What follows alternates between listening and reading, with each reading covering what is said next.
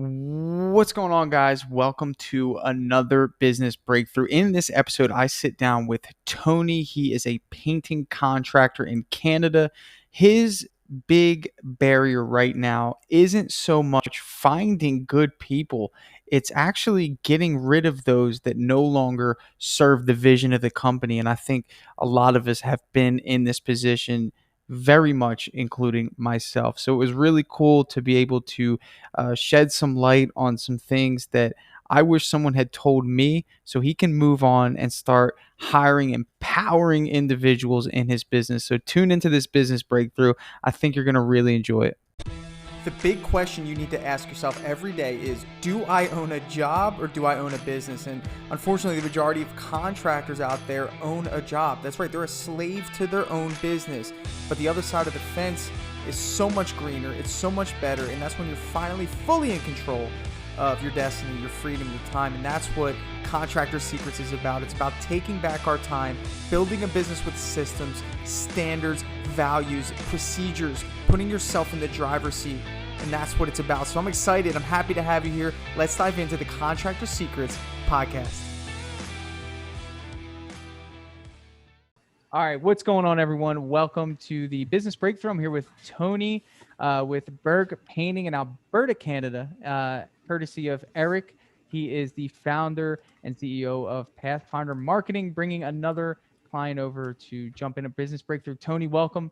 You own a painting company. Now let's kind of dive into some of the details. What's going really well and what's something that you wish would be going a little bit better? What's going really well is our sales and marketing process is really kicking into gear, and it seems like we're doing a pretty good Great job, Eric. Yep, Pathfinder's killing it. And then my current struggle would probably be, like, in a nutshell, team, staff, attracting A players and getting a good team going. And cool. Yeah. So you can find the jobs, you can sell the jobs, but our third head of the three-headed monster, production, is where we are not able to keep that momentum flowing. Is that correct? Yes. And I would say it's not a huge issue. It's just to meet the demand that's coming. Yes, yeah. Absolutely. So sales and marketing are pointless if you can't, make it happen. So Let's talk about what your role is in the company. Are you painting? No. Good. So you're already ahead of the curve. So you figured out the secret. Yes. Only when there's like crazy essential, like last minute stuff. Yeah, and that's great. That's a great thing. Sometimes the owner of the restaurant has to jump in the kitchen to make things run smooth, but he doesn't, clean the kitchen. He has someone doing that, and I love that. So you have a team now. How many employees do you have? 2 full-time, just about to bring on a third. Okay. 2 full-time. Are they all-stars, the 2 full-timers, or is one an all-star and one holding a spot for an all-star, or what does that look like? One's definitely an all-star, and one is growing. He's growing. Now, is he growing in a positive momentum direction, or is he stable? That's stable would be the word. Leaning more towards stable. I could tell based on, because an all-star doesn't have to be somebody that knows all facets of the trade. An all-star to me is somebody that comes to work every day and wants to learn and shows you that they're on a positive momentum. If he was in a positive momentum, you would have told me you had 2 all-stars. So how much longer are you going to keep this guy before he becomes a bench warmer? Well, I've been in a few conversations with him and saying, look, it doesn't really look like painting is your passion. I want to help you find where your passion might be. And so he's actively looking for other work, and he's gotten a couple interviews. So he may not be with us for another couple of weeks, sort of deal. I think that's nice of you to kind of facilitate that, and I think that's great. And I think it's actually because you don't have really anyone else to plug in, and it would actually hurt you more to let him go right now than it would to help you, because if you let him go, now your best player is having to carry all the weight. And I see now that you hired somebody proactively, and now you're plugging them in. Yes? Yeah. Okay. Does the person that you hire have experience, or are they new, or what does that look like? Yeah. I have 3 candidates, been going through the interview process for the last couple of weeks with the 3 of them. And they all have 15 plus years experience. Okay, great. With references. So out of the 3, you're only hiring 1? Yeah. For now. Yep. for now. Okay. What was the one thing that made the one individual get the job over the other three? Well, I haven't made a final decision Oh, yet, okay. So you but have I'm, three individuals that yep. you're canvassing, and you have one spot open, and you're okay. So Yep. let me ask you this: if you had three spots open, would it be an easy decision to hire all three of these guys? No, no. Okay. I So think because two definitely rise. Third one is a little bit like little okay. So if further you out. had two spots open, would it be easy to bring on two guys? When you say easy to bring on two guys, do you Like mean like, mentally, like in terms of like I like these guys. I think that they're going to be great applicants.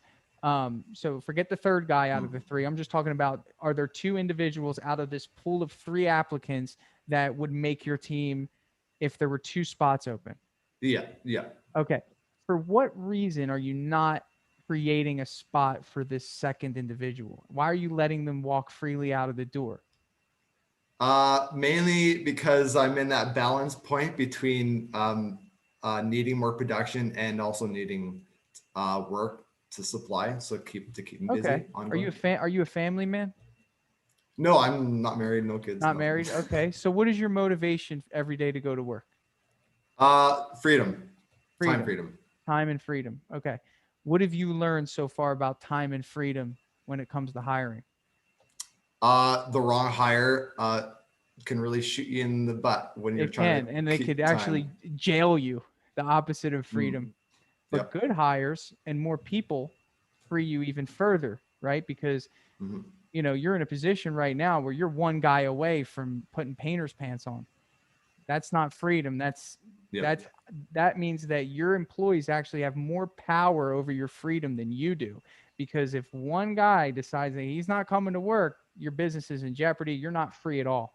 Yep. And really what I'm trying to help you see is that, you are free because of great people. You have two great applicants, and there's something stopping you from actually making two hires here, which is rare. Some people can't even find one good applicant, and Right. you have two in front of you, and one is this close to being dismissed and maybe will work for someone else.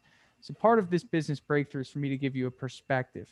And I think that there's some confidence lacking here, because you told me that Mm. Eric is doing a great job of finding work for you Yep. and bringing you leads. Okay. And all we're doing is thinking about adding one more individual and creating a team of three instead of a team of two, which are customary, right? So Mm. you've worked with a team of two, including when you probably painted yourself, right? For a long time.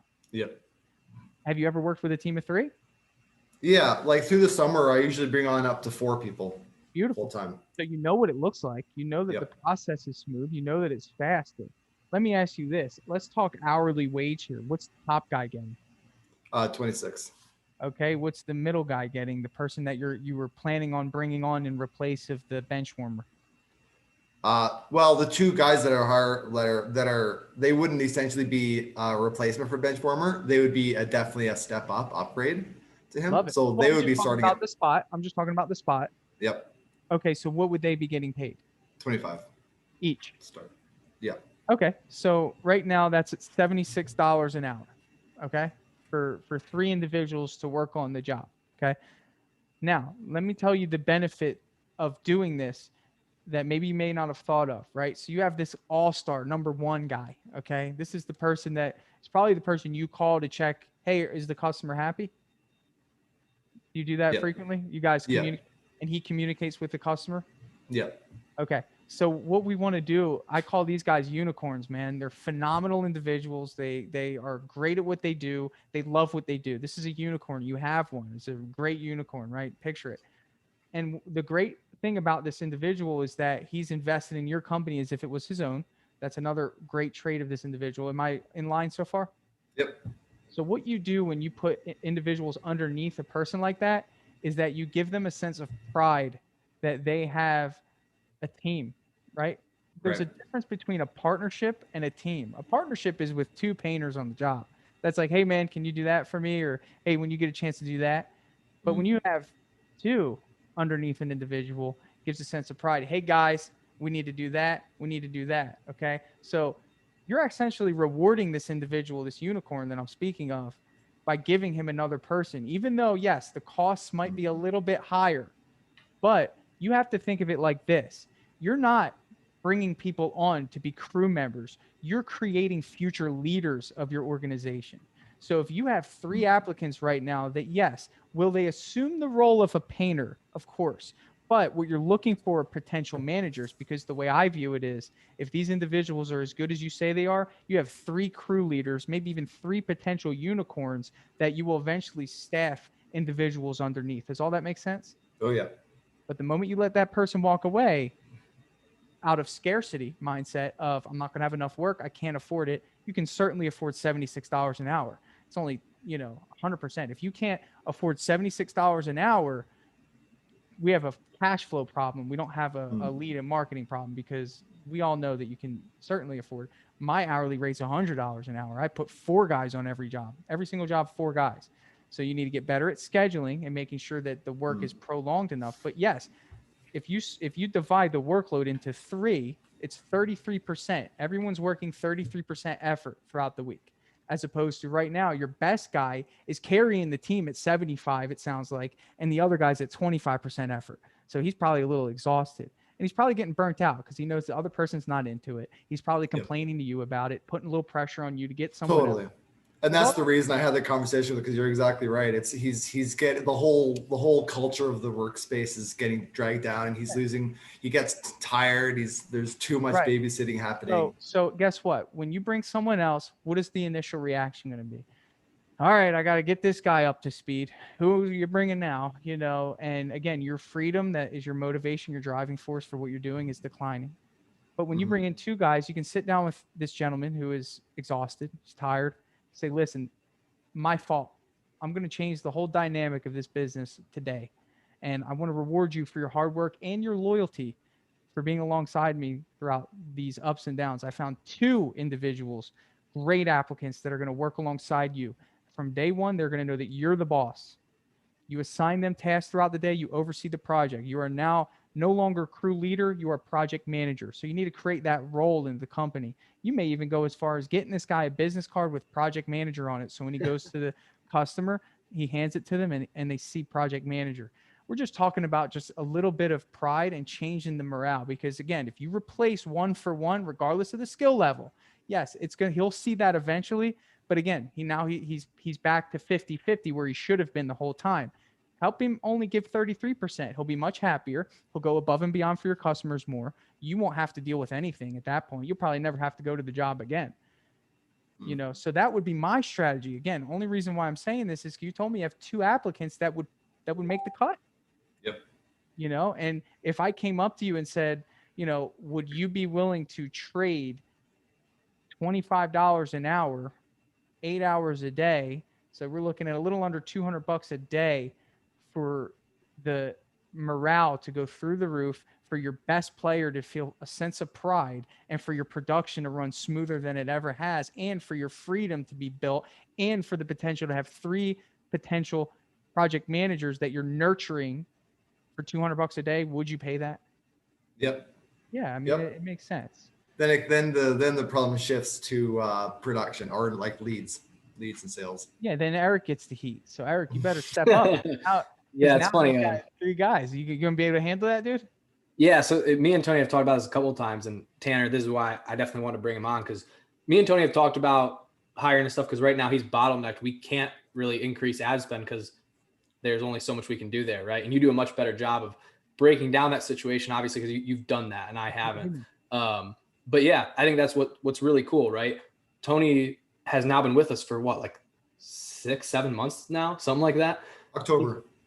Okay. Yeah. So, I mean, he's figured out how to make our system profitable, right? He knows what to expect. This isn't new anymore. He knows how to talk to these leads. He knows how to sell to these customers.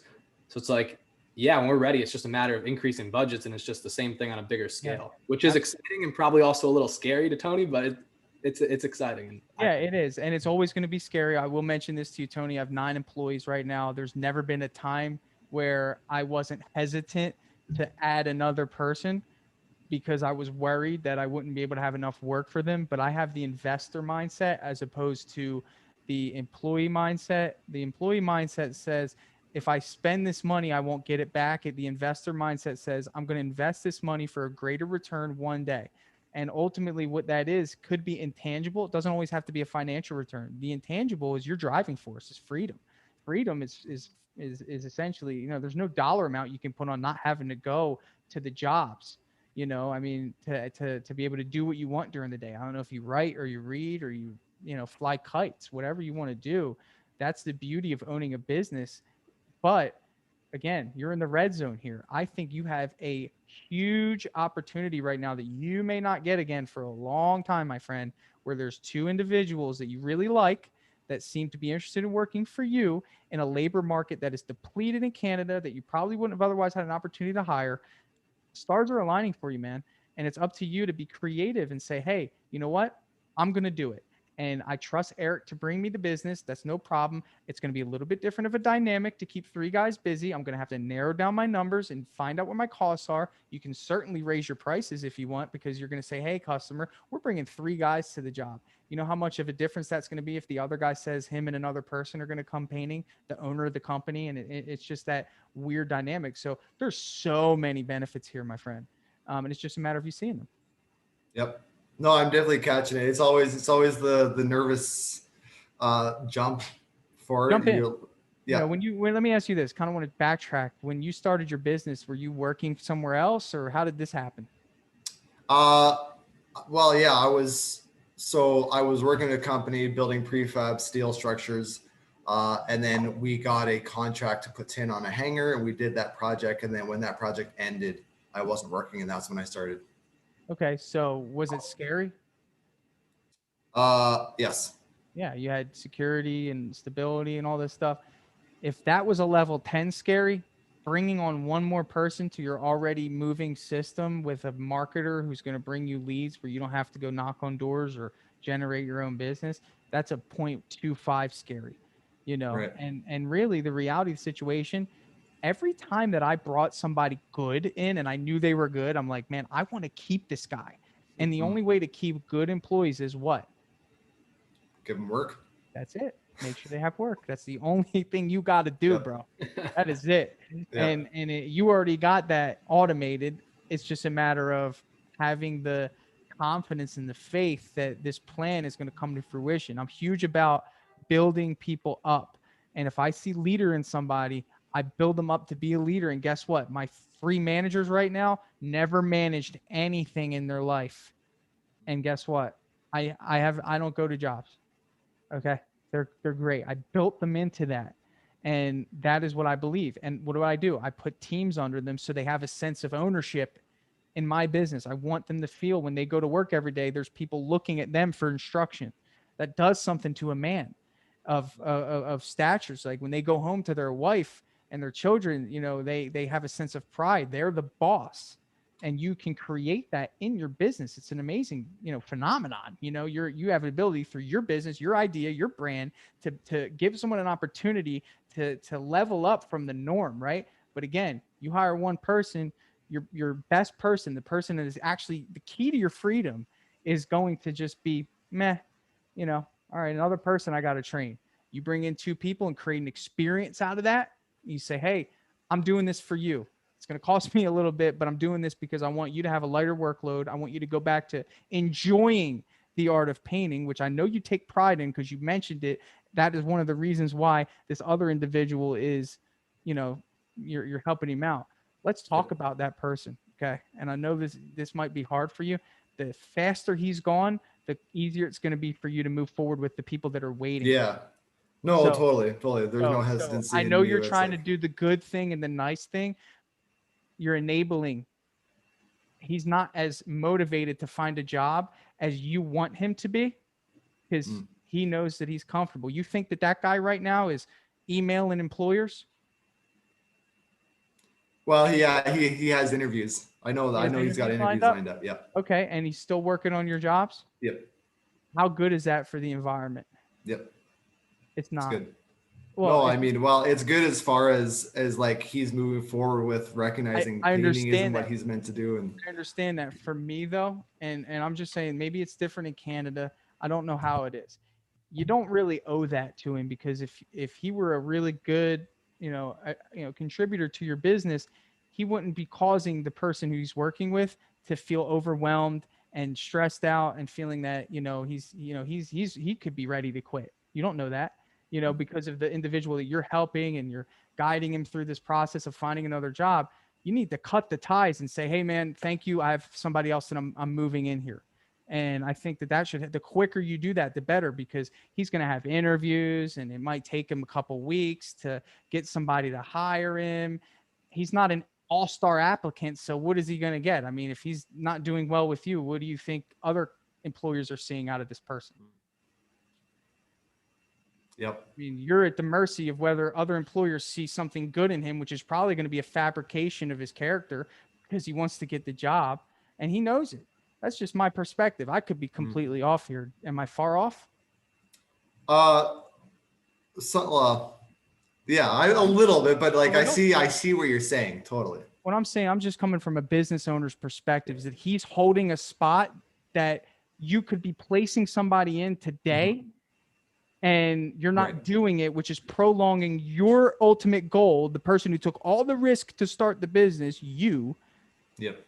Your freedom is on hold because you're waiting for someone that doesn't deserve your kindness right now for how he's treated your business. That's all I'm saying. The longer you wait, the longer the opportunity of the individuals that they're waiting to hear from you for whatever reason, they're going to get snagged by somebody else if they're that good of applicants. They're not loyal to you yet because you're not loyal to them.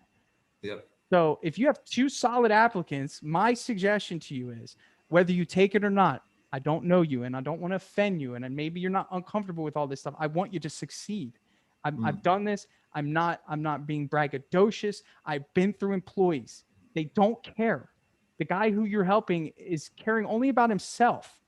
And you need to take care of your business or you're going to be back painting. And the person that's helping you build your business is stressed out. What I would do today is fire the individual and hire the two individuals. That's it. Take massive action. Can I chime in on that real quick too? Because I know Tony, like I'm huge on mindset, and I know you are too, and just approaching things with the right thought process. One thing I was actually talking about with my brother the other day, who owns a bunch of real estate investor, is that sometimes like what feels like you're doing something that may not help that person, you may actually be helping them, right? Like we're actually in the process of hiring a couple people for stuff. And I have a friend that's wanted to work with us forever. He's wanted to work with us.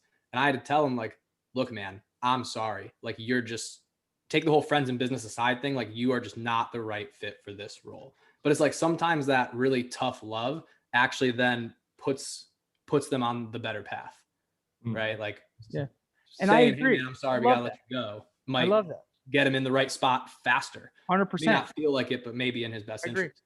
And he might actually say, I actually really need to step my game up, because he's going into that next job the same person he is with you. How does that help him? But if you let him go, then he might say, you know what? I have some character things I need to deal with. And he'll maybe step up and be a better individual for the next employer. But again, that's up to you to release. And yes, you might have jobs going on. But remember what I said, I'm giving you the strategy to make the morale go through the roof, is you connecting with your unicorn and saying, hey, I'm bringing in two individuals here. We let him go. He's going to have a sigh of relief that you made the decision to sever the relationship and then bring in two people. So that is my strategy. And you could take it, or you could at least give you some food for thought of how to approach it, but you have a golden opportunity here to make it happen. Right. Yep. That's good advice. So I hope that was helpful, man. And I'd love to maybe hear some feedback from you in the future. And I look forward to maybe recapping. Did you have any outstanding questions? Was that helpful? Yeah, no, it was helpful for sure. Yeah, it's obvious. It's just like with most things in business, it's not rocket science. It's just pulling the trigger and taking action. I know you probably care about people based off of what you said to me. I'm the same way, man. It's a hard thing to do. It takes practice. And I think it's a nice thing that you're doing by giving this person the ability, with how Canada is with work right now. You're probably thinking this guy's a family to feed, or whatever the case is. And you're ultimately responsible. You hired him. Maybe you didn't vet him enough to see. Is all that like in line with kind of your feeling to why you're investing and helping him before you let him go? Yeah. I mean, I definitely vetted him. He worked for his dad, called him. He worked for another painting company, called them. Did 3 interviews with him before hiring him. Nice. So But like you're saying, you can always like manufacture a presentation of yourself for a month, 2 months, 3 months, and then you sometimes don't see the changes or the true character come through till after that point. But yeah, no, it's Edmonton has a 17% unemployment rate right now, and so it's a little crazy. It's a little crazy, but guess what, man? Unfortunately, as the business owner, it's either him or you, and you're responsible for another family besides him. You have the guy who's holding down the fort.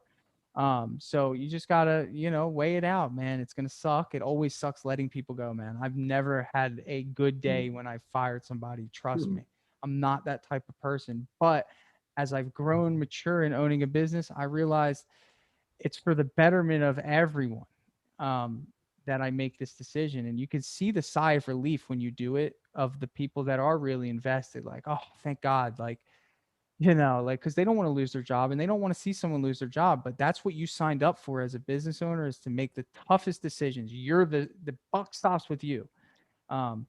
And that's going to ultimately define your success based off of those decisions that you make. So that was the point of our conversation, was to just give you a perspective of a different type of decision-making process, one that I would take, even though it's tough. You have 2 great applicants. Let Eric send you leads and knock out those jobs, man. So hopefully you got something out of this, man. That was the business breakthrough. I appreciate your time, man. Yeah, no, it was great. Super helpful. Awesome. Thanks, Tanner. Awesome. Hey, I just want to take a second to thank you for joining me here on the Contractor Secrets podcast. I'm just going to take this opportunity to let you know that my passion is coaching people, helping people. I've changed my Instagram name to @ContractorCoach. And I did that because that is my passion. I want to help you. So please reach out to me.